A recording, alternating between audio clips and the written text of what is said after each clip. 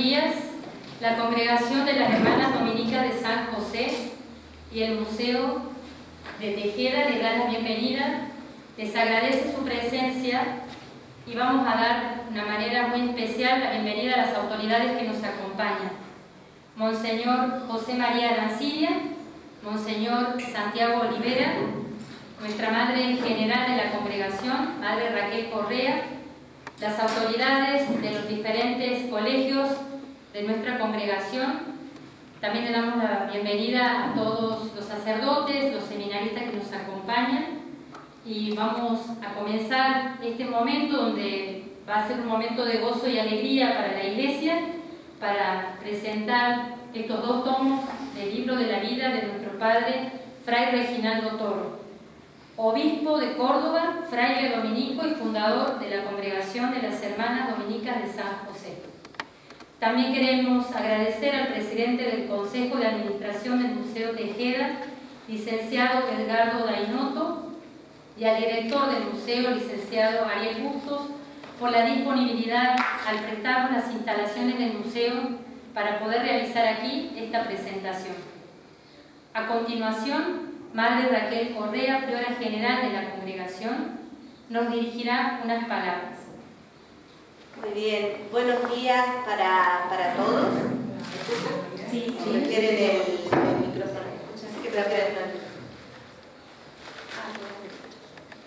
Pero se escucha. Bueno, gracias. Muy bien. Buenos días para todos los presentes. Gracias por acudir a esta invitación. Para nosotras como congregación es una gran alegría, gracias a las comunidades que están presentes. Están las comunidades de La Rioja, del Hogar de La Rioja, vinieron con sus voluntarios, también de la comunidad de Santo Domingo, de Villa del Soto, la comunidad de Lini, de Las Varillas, la comunidad de Casa Madre, la comunidad del Santísimo Rosario. Así que estamos las hermanas representadas de la Casa Madre, la Casa del Noviciado. Así que estamos de Corrientes, también acá que nos viene a representar la hermana Nélida, tanto de Corrientes como de Empedrada. Así que es un gusto poder presentar este trabajo que viene haciendo Liliana, pero que también es un trabajo de mucha gente. Ella después en la presentación lo va a nombrar, es un trabajo que viene desde hace mucho tiempo. Y han participado hermanas que tal vez ya no están en la congregación o que han fallecido, pero de muchas comunidades, ¿no? En la traducción, en la transcripción, en la difusión. Esto es un puntapié para nosotras también de poder llevar adelante o de empezar la causa del Padre Reginaldo.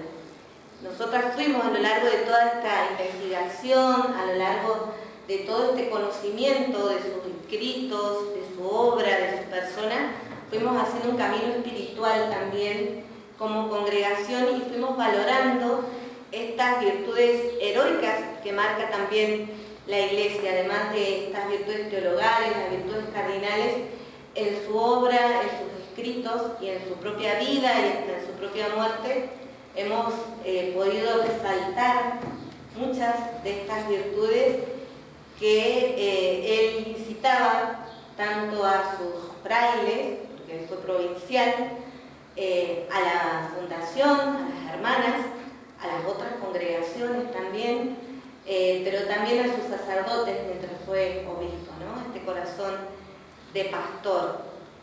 ¿Qué podemos recalcar nosotras, hablar de nuestro Padre, de estas virtudes heroicas? Sobre todo la conformidad a la voluntad de Dios. La confianza en la providencia, la caridad y el sacrificio entendido también como esta imitación de Cristo sufriente que abraza a los sufrientes, ¿no? Hoy hablamos de descartar, el Papa nos habla de aquellos que son descartados de la sociedad, los vulnerables, pero también habla de humanidad doliente, ¿no? Ya nuestro Padre Reginaldo hablaba de humanidad doliente y de este servicio por innumerables medios que buscáramos, que fuéramos creativos, así como él fue también muy creativo en las necesidades que iba viendo y haciendo camino, ¿no? Es un gran propulsor de muchos caminos, trajo a muchas congregaciones, o sea, su caridad fue también universal, no se limitó solamente a la familia dominicana, a la orden o a nosotras como hijas suyas, sino a toda la iglesia, ¿no? Entonces, en razón de esta justicia creemos que es un modelo de pastor, un ejemplo también de santidad para seguir, no solamente por sus enseñanzas, sino por estas virtudes, que obviamente que a lo largo de la vida de cualquier santo, tanto canonizado como no canonizado, lo vemos reflejado en las horas, sobre todo en la hora de la muerte, ¿no? Esta paciencia, esta unión con Cristo y esta alegría paciente también, ¿no? De Cristo crucificado. Entonces creemos que vale la pena comunicar este carisma y comunicar su vida, su persona y también imitarlo, ¿no? En esta espiritualidad, en estas virtudes, en estos gestos y en esta valentía y audacia que hoy tanto necesitamos, sobre todo en la iglesia, la vida consagrada y los pastores también. Seguimos agradeciendo a todas las personas y especialmente a todas las personas que nos siguen por las redes. Nosotros estamos transmitiendo ahora por Facebook y por YouTube y por Instagram, porque hay mucha gente que nos sigue a través de las redes, quiere conocer la vida del Padre Reginaldo y que, bueno, va pidiendo ciertas gracias, ¿no? Donde él es mediador y hemos comprobado, bueno, que eso lo vamos redactando, lo vamos escribiendo también, nos van haciendo llegar. Y algo muy patente es el tema de que hoy la vida del Padre Reginaldo como santidad, como proyecto de vida llama la atención. Muchas de las últimas jóvenes que se han acercado a la congregación vocacionalmente ha sido conociendo primero al Padre Reginaldo, más que a las hermanas, ¿no? Buscando, conociendo su obra en la educación, en sus hogares, sus palabras, sus gestos, su espiritualidad. Eso creo que ya es un signo también de que sigue atrayendo su ejemplaridad, ¿no?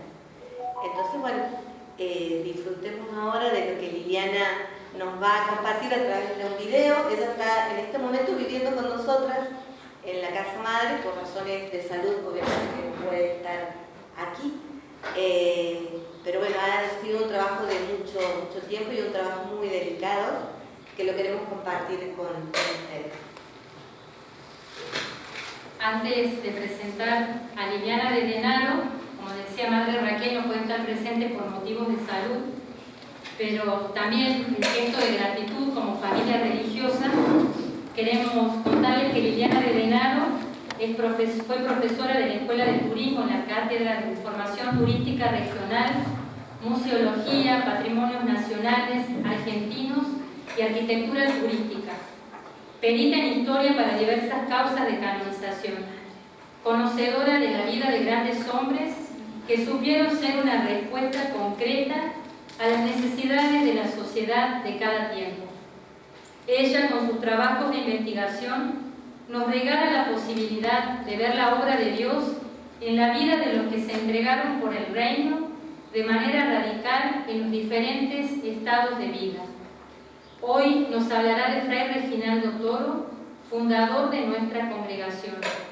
Vaya nuestra gratitud por la dedicación, la entrega, el tiempo y el amor que nos transmitió de nuestro Padre a través de sus escritos, de su investigación y especialmente del testimonio de su hijo. Escuchamos a Liliana a través de este video.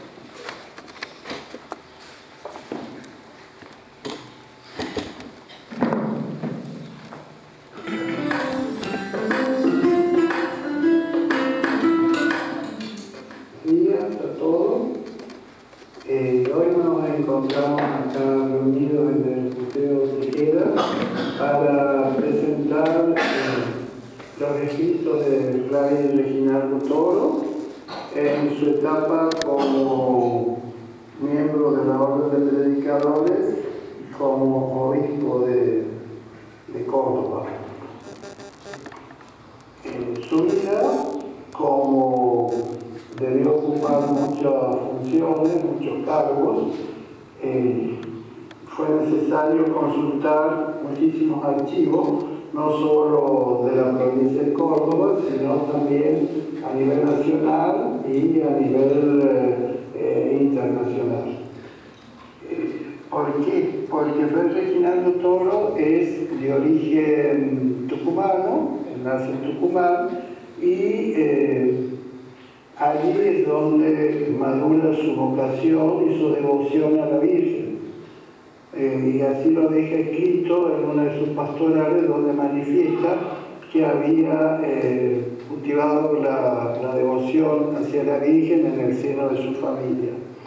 Y finalmente, jovencito, decide ingresar a la orden de predicadores, donde ocupó distintos cargos, desde profesor, maestro novicio, regente de estudio, prior, provincial durante 2 periodos y finalmente como obispo de Córdoba, de una diócesis que no tenía las características que hoy tiene, porque era mucho más extensa, abarcaba toda la provincia de Córdoba y la provincia de La Rioja. En estos escritos vamos a descubrir un Fray Reginaldo Toro con características muy particulares, que parece que lo hubiera escrito hoy, todos sus mensajes. ¿Por qué? Porque es la época que le toca vivir a él. A él le toca, estando en Tucumán, vivir la última etapa de las autonomías provinciales, de los enfrentamientos entre los caudillos, para luego conocer la etapa de la Constitución Nacional, o sea, de la creación de la Confederación Argentina, y finalmente, con la Unión de Buenos Aires, formarse la República Argentina. Eso fue cambiando. Al formarse la República Argentina y Sarmiento hacer el primer censo de población, nos encontramos que las 2/3 partes de la población argentina eran analfabetas. Entonces hacía falta,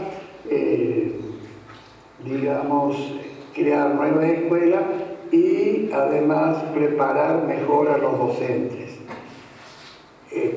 Pero el problema fue que se opta por una postura positivista cientificista, olvidándose de la cuestión espiritual. Y uno se pregunta por qué.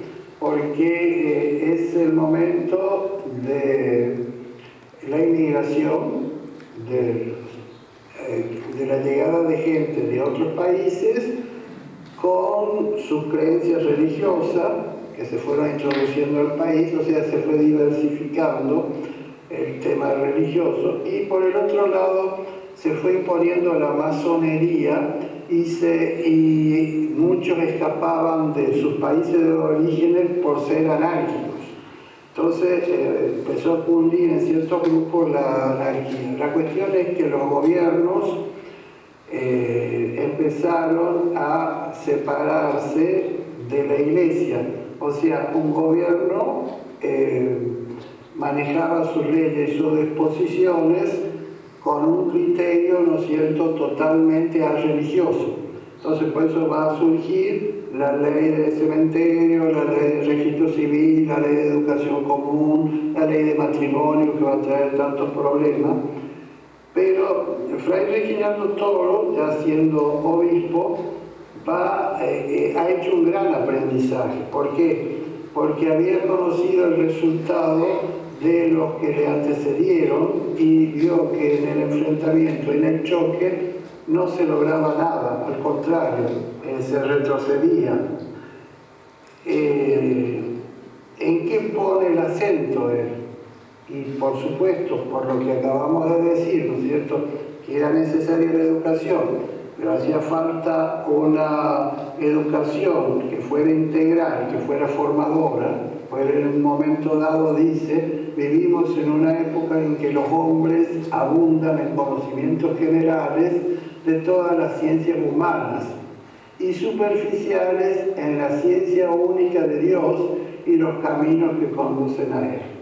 O sea, esa es su filosofía, digamos, que la manifiesta ya desde cuando Él es provincial, que continuamente les recomienda a los superiores de los distintos conventos de la orden a crear colegios, o mejor dicho, escuelas de primeras letras para que asistan los niños, ¿no es cierto? Y, digamos, esa ciencia única de Dios esté presente, que en la escuela pública no está. Si nosotros miramos este cuadro, vamos a ver que lo mismo sucede o se refleja en estos hechos. Digamos, hace un momento, si nosotros miramos este cuadro, vemos que desde la fundación misma de la ciudad existía, en manos de los franciscanos, una escuela de varones.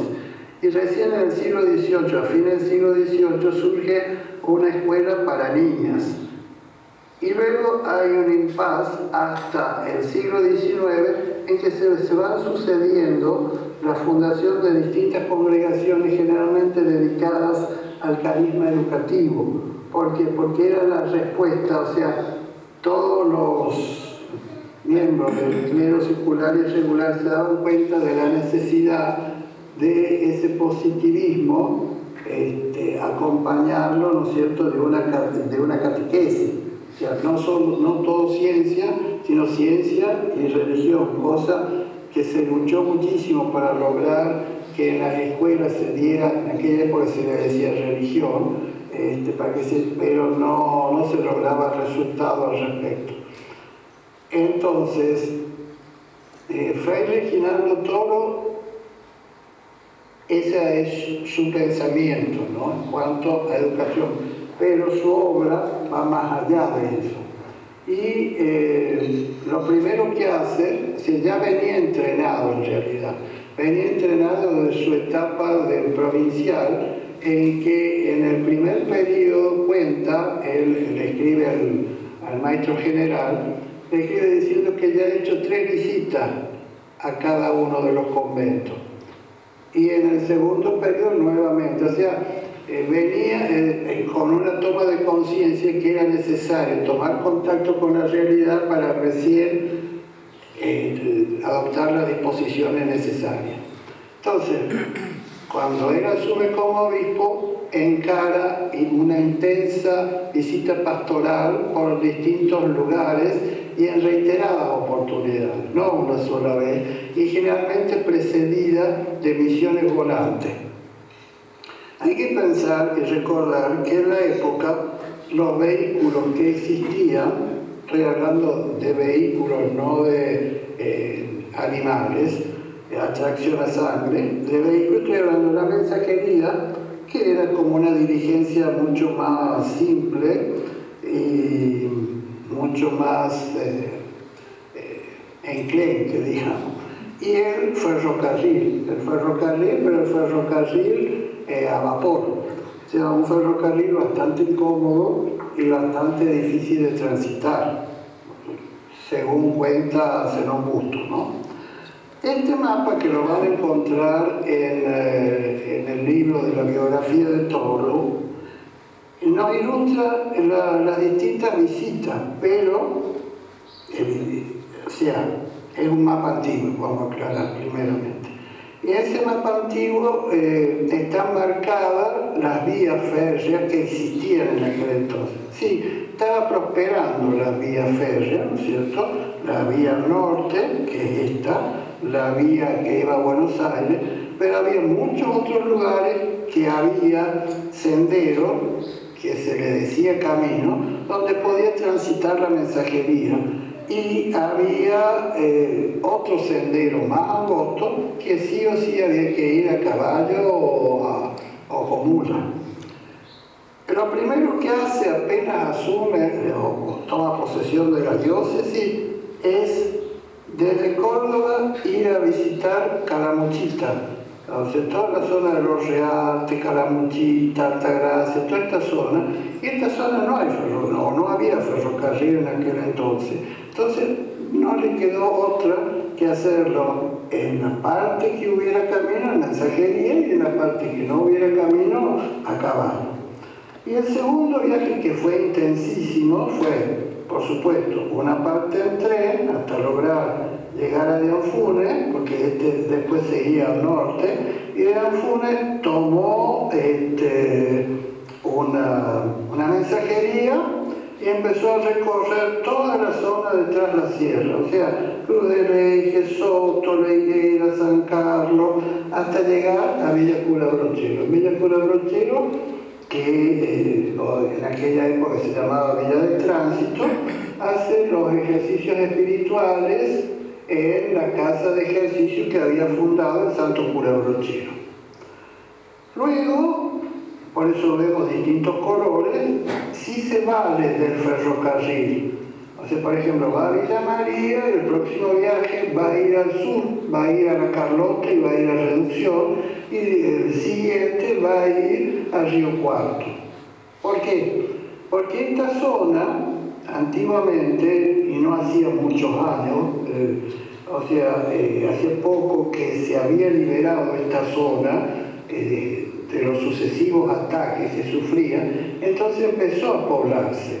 Y lo importante era tomar conocimiento de cómo se encontraba la zona y cómo se iban estableciendo distintas colonias agrícolas. Entonces, por esa razón es que si uno mira el plano de la provincia de Córdoba, las primeras creaciones de parroquia va a empezar del sur hacia el norte. Va a empezar desde el punto más austral de la provincia y que luego vemos como que amplía, o mejor dicho, se superpone, porque esta zona era muy inhóspita y no pudo prosperar y murieron varios sacerdotes, murieron 4 sacerdotes por las condiciones que existían. Entonces se decide hacer zona de misión, ¿no es cierto?, y unificarla en un todo. Luego irá a la zona de Marco Juárez, de Juárez Selma, luego irá a Río Cuarto a crear la parroquia y va subiendo. Quizás nos llame la atención en esta zona. Queda Dianfune. Yo recién, ¿no es cierto?, le dije que era un lugar, una parada de ferrocarril, pero este pueblo fue creado por el ferrocarril como estación ferroviaria, entonces era una zona que necesitaba urgente atención espiritual y por eso crea, pero que luego no se pudo mantener, entonces vuelve a unirse a Ischirí. Y acá esto es Carolla, Colonia Carolla, una colonia de inmigrantes italianos que había crecido muchísimo el número de feligreses, entonces por eso crea la parroquia de Carolla. Y en San Francisco, ¿no es cierto?, a su vez, con la parte oriental, crea la parroquia Nuestra Señora de la Merced. ¿Por qué estas ubicaciones así tan estratégicas? Porque es donde empiezan a prosperar las distintas colonias y aumentar el número de feligreses, entonces a los curatos existentes le era difícil atender a todas las feligresías. Hasta el momento, la parroquia coincidía con el departamento o con el partido que se le decía antiguamente. Y él empieza, si miramos acá, empieza a subdividir, porque esto sería un solo departamento y él lo subdivide para que tengan una mejor o más próxima atención sus feligreses. Por el otro lado, ¿no es cierto?, el Córdoba no es que se olvidó de la ciudad de Córdoba. La ciudad de Córdoba es algo característico que a mí me llamó mucho la atención. Pero con respecto a la ciudad de Córdoba, porque recién vimos la creación de parroquias en la provincia de Córdoba, con respecto a la provincia de Córdoba también provoca una creación de parroquia. o mejor dicho, una subdivisión de parroquia. ¿Por qué? Porque hasta el momento, esto es un plano de la época de la ciudad de Córdoba, donde esto es Pueblo General Paz, hoy Barrio General Paz, Pueblo San Vicente. Esta es la zona que le decían de la Toma, que después pasó a ser Barrio Alberdi, ¿no es cierto? Y esto es un Nueva Córdoba que estaban haciendo en ese momento. O sea, muy escasamente poblada, porque hay que acordarse que quebró el organizador de este barrio, así que no funcionó. Y en la ciudad lo que existía, en la vieja ciudad colonial, existía la catedral como parroquia y la iglesia del Pilar como parroquia. Pero a la iglesia del Pilar le tocaba atender toda esta zona, y a la catedral le tocaba atender toda la zona al oeste, o sea, uno era el este y el otro el oeste. Entonces, ¿qué decide? Él decide subdividir, ¿no es cierto?, y crear la parroquia en Barrio General Paz y crear en San Jerónimo, o sea, en la zona del cementerio, que aún está la iglesia, ¿no es cierto?, crear la parroquia de San Jerónimo. ¿A qué respondía esto? Bueno, la de San Jerónimo era porque esta zona se estaba poblando.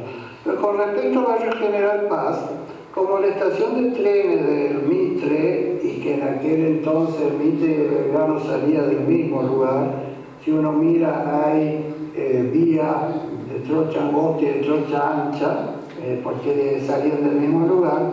Acá vivían, en esta zona, los trabajadores del ferrocarril. Y los trabajadores del ferrocarril, especialmente el personal de oficina, procedía de Londres o de algún lugar de Inglaterra y eran protestantes.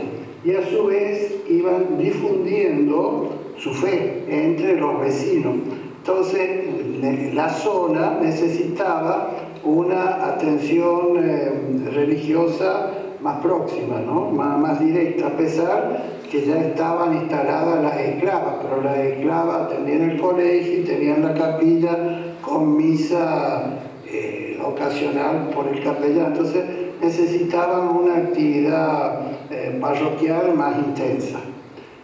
Aparte de eso, de la creación de parroquia, él crea muchas obras, o mejor dicho, esto nos va a reflejar las instituciones que fue convocando, diversificando. ¿Por qué? Porque nosotros acá en este cuadro vimos que todas son fundaciones locales, son fundaciones de miembros del clero, o secular o regular, o bien de algunas laicas dedicadas, ¿no es cierto?, que habían creado una institución según su carisma o su inclinación, o bien a la orden a la cual pertenecían. Y no había ninguna institución extranjera que ofreciera otro carisma distinto. Por eso, ¿qué hace Toro? Es convocar a los carmelitas. Evidentemente, la foto que acá, para que lo asocien, no podíamos poner el edificio original, porque evidentemente el edificio original ya no existe más y no lo hubiéramos reconocido. Pero sí reconocemos, ¿no es cierto?, la iglesia del Carmen, que está justo al frente de la cañada, ¿no es cierto?, y sus características al paseante lo hacen ver rápidamente. Convoca a las hermanas del Buen Pastor, y a las hermanas del Buen Pastor su carisma es la atención de las detenidas o de las niñas con problemas que están en minoridad. Convoca a los salesianos les cuesta mucho. Desde la década del 90 trata de convocarlos a los salesianos, pero tienen muchas obras y carecen de personal y por el otro lado buscaban un lugar más adecuado para establecerse. Hasta que finalmente, pocos meses antes de su fallecimiento, se ubican en lo que hoy todos conocemos, ¿no es cierto?, la manzana donde está la iglesia de María Auxiliadora. Evidentemente esta obra es posterior, pero sí, la foto que está al lado es la primera foto que se sacan ellos, ¿no es cierto?, junto con el primer grupo de niños del oratorio festivo, o sea, otro carisma, o sea, ellos tenían, ¿no es cierto?, la enseñanza en trabajos manuales y al mismo tiempo el oratorio festivo, o sea, convocar y reunir a los niños, ¿no es cierto?, que estaban en la calle sin oficio y en peligro, ¿no? Acá al lado encontramos la gran obra que él encara antes de ser obispo y la continúa a lo largo de todo su episcopado, que es dos en una, digamos. Es la creación de la congregación de las Hermanas Dominicas de San José, que fue un largo anhelo. ¿Por qué digo un largo anhelo? Porque cuando él se va a Lovaina para participar del capítulo general, visita a las hermanas de Albi y le pide que le manden religiosas para fundar una congregación. Pero las hermanas no pueden satisfacer su pedido, entonces viene con las constituciones que luego las va a utilizar para fundar, o mejor dicho, orientar a la congregación fundada por él.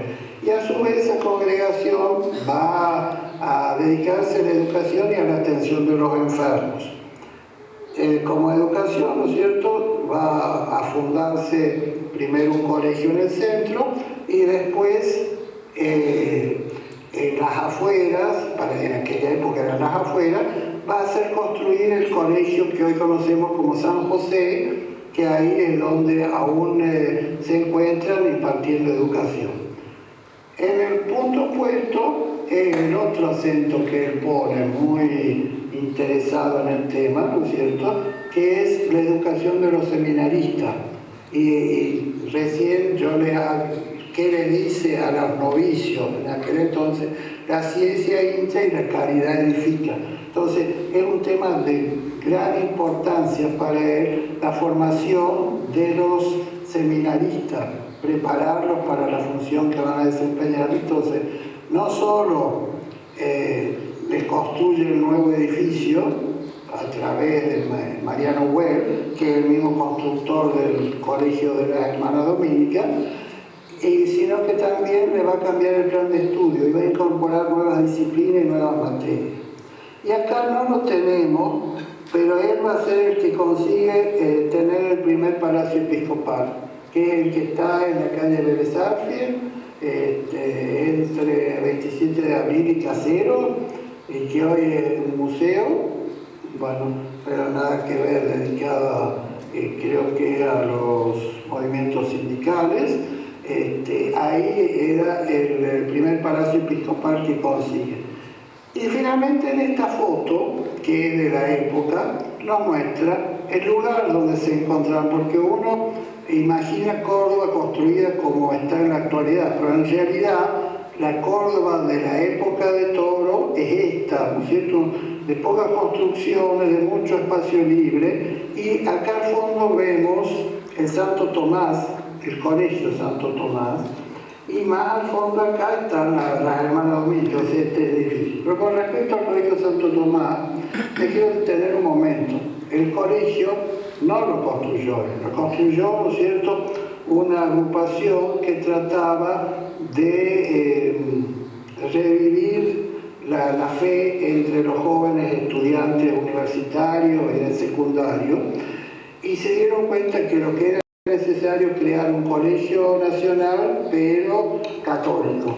Entonces construyen el edificio y luego le piden a Monseñor Reginaldo Toro que él busque la persona más adecuada para atenderlo. En un principio convoca a los laconianos, que es parte de la orden de predicadores, o sea, de los dominicos, dedicados a la enseñanza, pero no prosperan porque ellos hablaban francés y por el otro lado porque el régimen de enseñanza no se adecuaba a las costumbres nuestras.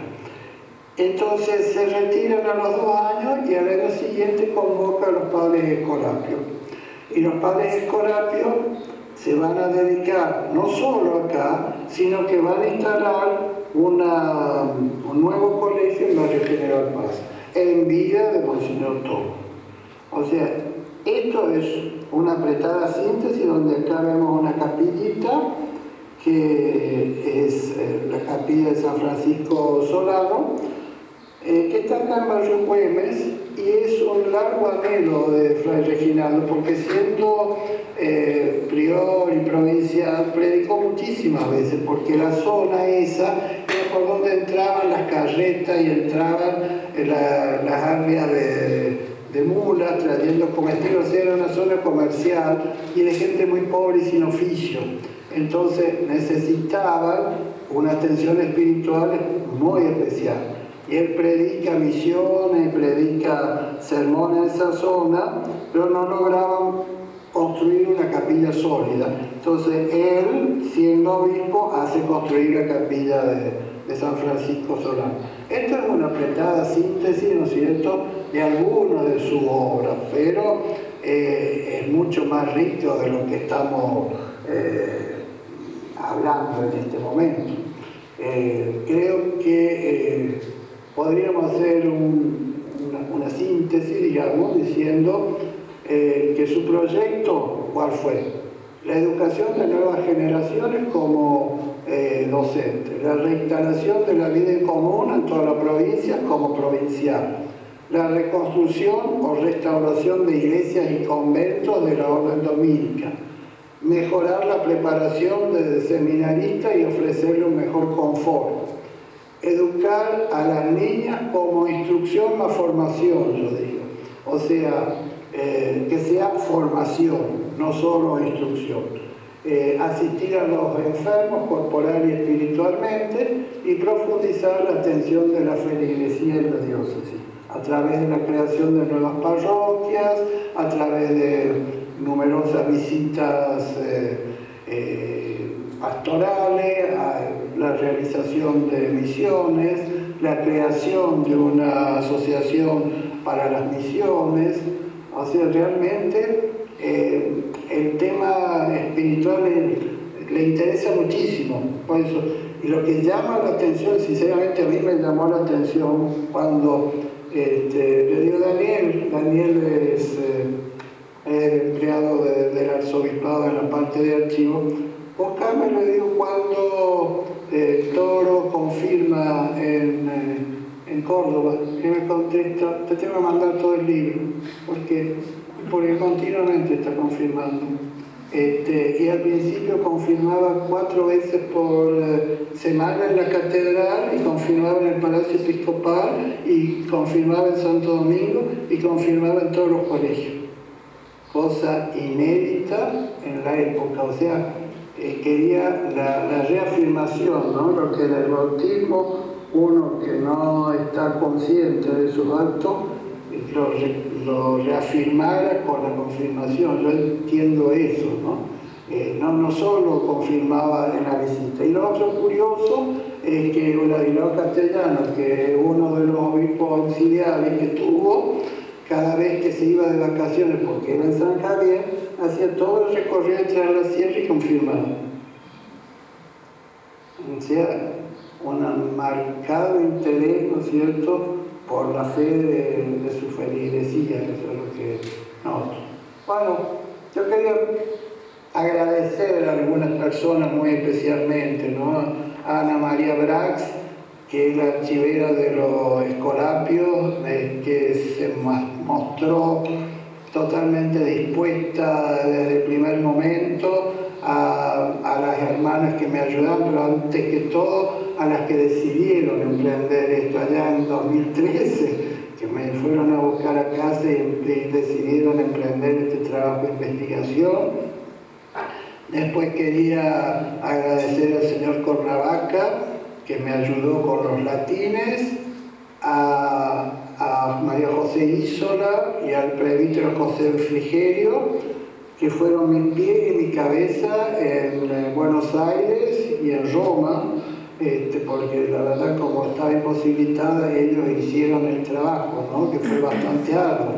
A la bibliotecaria del seminario, Norma, que a veces le he pedido las cosas más descabelladas y ella me las ha buscado.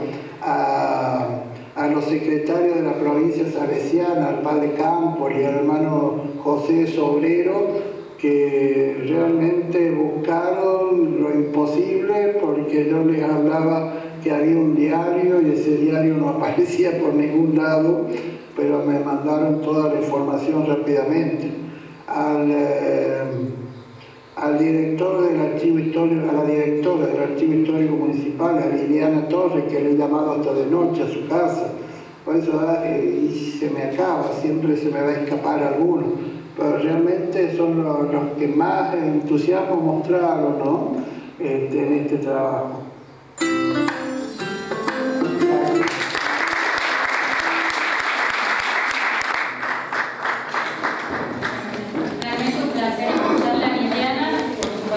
Conocimiento y toda la sabiduría que encierra la historia de tantos santos cordobeses, ¿no? Que ella lo fue entretejiendo y uno se da cuenta un denominador común en esta querida Córdoba, ¿no? Bueno, a continuación invitamos a hacer uso de la palabra a Monseñor Santiago Olivera, que es obispo castrense, quien es el postulador de la causa del Padre Reginaldo. El postulador, para quienes no lo conozcan y no lo sepan, se ocupa de todo aquello que se relaciona con la vida, obra y santidad de los miembros de la orden o de alguna congregación o laicos que hayan sido canonizados o estén en proceso de beatificación o canonización. Monseñor, le agradecemos su presencia y la dedicación en la causa de nuestro Padre Reginaldo. Muchas gracias. Para mí es una alegría, una sorpresa, ¿no? La presencia de mi hermano José María, con el que quiero amigo. Le decía en directa, me siento hablando aquí un hombre intelectualmente de cosas importantes, sin lugar a dudas de sus características, su solidez, su formación. Bueno, gracias hermano también por esta posibilidad, me siento como grande todavía en esta postulación, estamos haciendo los primeros pasos, así que esperemos.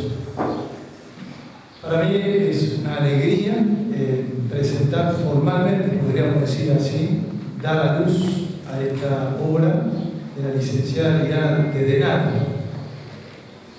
Ella felizmente ya nos tiene acostumbrados a compartir los frutos de su trabajo, de su seria investigación, su dedicación y su aporte, además, como acabamos de escuchar. Conocemos muchas de las obras de la profesora de Denaro acerca de distintos hombres y mujeres de nuestra patria y concretamente también aquí de Córdoba. Esto sin duda un tesoro para ustedes que tienen, como es el caso de esta obra presentada en los tomos o en las cartas y escritos de Fray Reginaldo Toro. Este trabajo tiene el aval del entonces arzobispo de Córdoba, Monseñor Carlos Ñáñez, que dio la licencia y la autorización para su publicación. El mismo arzobispo nos dice que será un homenaje a Fray Reginaldo Toro, el fundador de las Hermanas Dominicas de San José, pero que sin duda, además, dice Monseñor Carlos, ayudará a conocer mejor la personalidad y la obra de este insigne e infatigable obispo.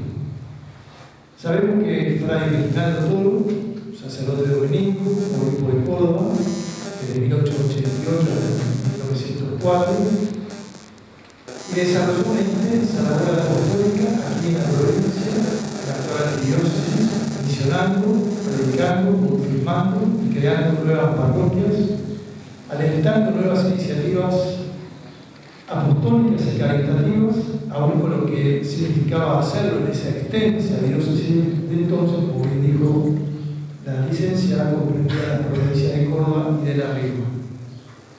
Fray Reginaldo Toro, no le digo nada nuevo, fundó la congregación de la Dominica de San José, empezó la producción del seminario, todo lo que dijo Liliana, coronó la imagen de la Santísima Virgen del Rosario y del Milagro al cumplirse el tercer centenario de su hallazgo, y en su llegada a Córdoba consagró varios obispos auxiliares que colaboraban con él, tuvo una destacada participación en la animación para distintas comunidades religiosas y además participó del primer concilio latinoamericano que se realizó en Roma en 1889.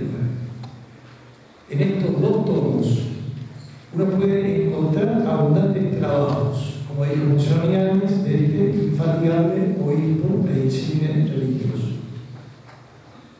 Particularmente cuando comencé a leerlo, tuve la alegría de encontrar a este hombre de Dios, un hombre que trabajó con seriedad, un hombre que puso todo su corazón y su esfuerzo por anunciar el Evangelio, por renovarnos en la fe, aún en su propia congregación religiosa, el Padre Dominicos. Tuve la sensación de estar frente a un hombre muy valioso que puso todo su esfuerzo y todo su corazón no solo en anunciar el Evangelio, sino también en vivirlo y encontrarlo plasmado en su función como provincial, como prior y su función de obispo. Cuando uno se sumerge en esta lectura, comienza a conocer las cartas y toda esta obra, se descubre en ella una personalidad, como decía, verdaderamente sólida. Podríamos decir también una personalidad valiente, porque no dudó en decir con firmeza lo que él creía por convicción que debía hacer para ayudar a renovar la vida religiosa. Como le decía, son dos tomos importantes, quizás grandes tomos, pero invito a decir que no se asusten, porque esto fue lo que me pasó a mí al principio. Cuando lo recibí, era como trabajo empezar a abordarlo, pero tuve, o se tiene esa experiencia, al leerlo, de haber conocido más la vida de este hombre que se preocupó por todas las dimensiones de su gente, de su pueblo, desde los religiosos, sacerdotes y también del pueblo concreto que se le confiaba, con una mirada fundamentalmente atenta a los más pobres, acompañando de cerca a la comunidad de Oriente.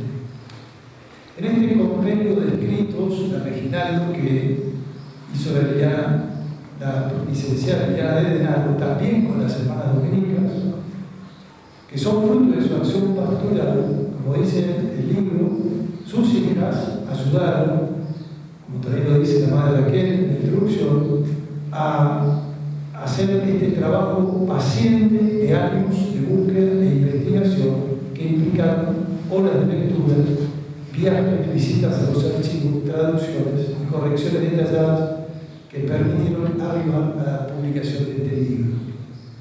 Hoy no me toca a mí hacer un semblante de la vida de Fray Reginaldo Toro, sino el presentar el libro y animarlos a zambullirse en esta obra extraordinaria, porque realmente uno descubre que aquí no solo los oficios que realizó siendo miembro de la provincia de San Agustín en la orden de los predicadores, las cartas, los escritos, todo lo que trabajó como prior de la familia dominica, sino también que nos introduce en un conocimiento de su familia, su árbol genealógico, su preparación académica, su actividad en Tucumán, su visión pedagógica. Esta obra alcanza verdaderamente un gran interés porque no solo se comprende y se conoce la persona de Monseñor Toro, sino también por su trayectoria en el contexto histórico. Nos da una aproximación a la realidad argentina que se vivía en esos momentos, la realidad entre unitarios y federales, podríamos decir todavía sin resolverlo, el triunfo de la corriente liberal, etc.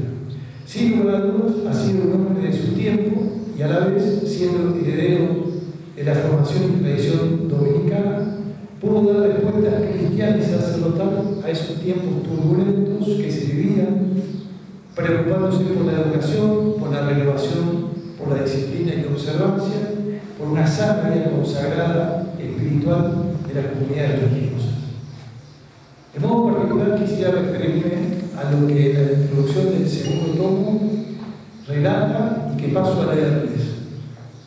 Ante el impacto del desarrollo que provocó la expansión del ferrocarril y movilizó la inmigración europea, las inversiones extranjeras, la transformación educativa generada a partir de la ley 2420 y el proyecto liberal de la generación del 80, las autoridades civiles fueron desalojando a la Iglesia Católica de los espacios que había ocupado hasta entonces, y fue necesario que reformulara su lugar en la sociedad, afrontando las apremiantes necesidades institucionales, religiosas y educativas con los medios y recursos disponibles. Así lo expresó Roberto Di Stefano y Loris Sanata, ciertamente muy católico, para vivir en la nueva sociedad se dedicó a ensayar nuevas formas de acción, nuevos esquemas asociativos, nuevos instrumentos de lucha. Debió aprender a pelear por un espacio, la Iglesia, que pocas décadas atrás nadie habría osado disputar. Me parece importante resaltarlo porque esto habla de una realidad que está en vigencia, que podríamos decir debemos aprovechar y dejarnos iluminar. Los santos son faros y por eso deseamos que un día la Iglesia lo confirme, pero mientras tanto la vida de Fray Reginaldo Toro nos ilumina, nos ayuda y nos desafía hoy a cada uno de nosotros para pelear con misericordia, pelear con claridad, pelear con valentía, pero también con espíritu fraternal, pelear desde la cultura del encuentro, pero de hecho pelear para conquistar el espacio que pocas décadas atrás nadie habría osado disputar. El tema de disputar aquí no lo refiero a espacios de poder, sino a espacios de servicio para iluminar y para ayudar a que la Iglesia anuncie siempre, hacer que la vida de los hombres sea una vida más humana, una vida más digna, una vida más justa, una vida de mayor progreso en el equilibrio humano y espiritual.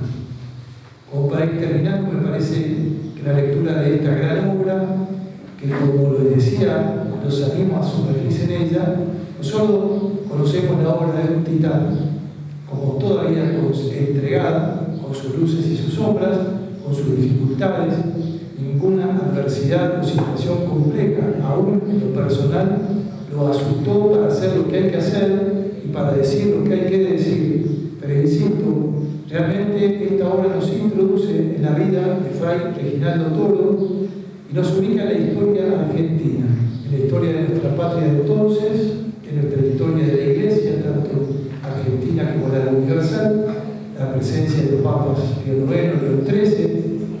Y no me extiendo más porque el propio libro, en su introducción, explica bien lo que significó y cómo fue realizada la documentación de los escritos, cómo fueron transcritos y cómo se organizó la compilación. También hay señalamientos de los documentos recopilados. Creo que es una obra de interés para todos y fundamentalmente para los estudiosos de la historia argentina y de la historia eclesial de la Argentina.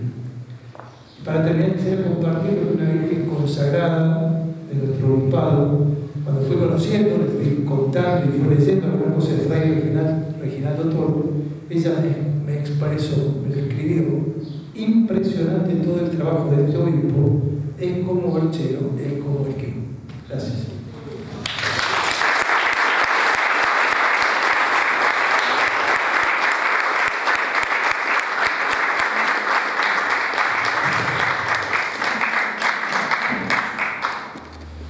Queremos agradecer en nombre de la congregación, especialmente para finalizar, compartir con ustedes una frase de nuestro Padre. El Padre Reginaldo, en uno de sus escritos, que se titula Una hoja suelta, se lee: soy de Dios, soy siempre de Dios. Que al leer cada una de las páginas de su vida y sus escritos, podamos conocer a este hombre que nació y se santificó en una realidad concreta, buscando hacer la voluntad de Dios, imitando a Santo Domingo, poner luz en la oscuridad y verdad en el error. Un hombre que fue padre porque aprendió a ser hijo, un hijo de Dios, de la Iglesia en la orden, y por eso pudo velar y cuidar a los más sufrientes. Queremos agradecerle por estar hoy aquí. Pedimos a cada uno que también rece en sus oraciones pidiendo la pronta glorificación de nuestro Padre, y que también podamos difundir esta obra, que también es dar a conocer a un hijo de la Iglesia que amó y se entregó por ella, como rezamos en la oración pidiendo por su pronta glorificación. Antes de finalizar, queremos agradecer a Monseñor Arancibia, por su presencia, su acompañamiento, por haber estado siempre disponible ante cada llamado y ante cada urgencia o poder responder a alguna inquietud. A Monseñor Santiago por estar hoy aquí, sabemos de sus actividades y le agradecemos su generosidad. A Norma, como nombraba recién Liliana de Denaro, bibliotecaria del Seminario Mayor de Córdoba, por su generosidad. A Matilde Ubaile, su esposo, que se encuentran aquí, a quien le agradecemos también la generosidad por habernos permitido que engalanara este salón sus pinturas. A Cristian Schultes, del Colegio Santo Tomás, al Padre Andrés y a los seminaristas escolarios que nos acompañan, a cada una de las hermanas de las comunidades, a los voluntarios, agradecerles también a nuestros benefactores y a todos los que nos acompañan en las redes, y sigamos rezando para que esta obra confíe y descanse en Dios, que bueno es y eterna es su misericordia. Que nuestro Padre del cielo también interceda por nosotros, y le pedimos también a los santos de Córdoba, de los cuales de muchos ha sido obispo, que también intercedan para que su obra ayude a muchos a animarse a vivir una vida en la virtud, en la fe y en el seguimiento de Cristo. Muchas gracias, y los invitamos a continuación. Van a tener a disposición los que deseen adquirir los libros del Padre Reginaldo. Está una biografía también que escribió Liliana de Denaro, una biografía corta para los que quieran acceder a ella, y los 2 tomos históricos. Y ya también para cerrar y hacer el cierre, a compartir un pequeño brindis en agradecimiento por esta disponibilidad que han tenido hoy día. Que bueno, muchas gracias a cada uno.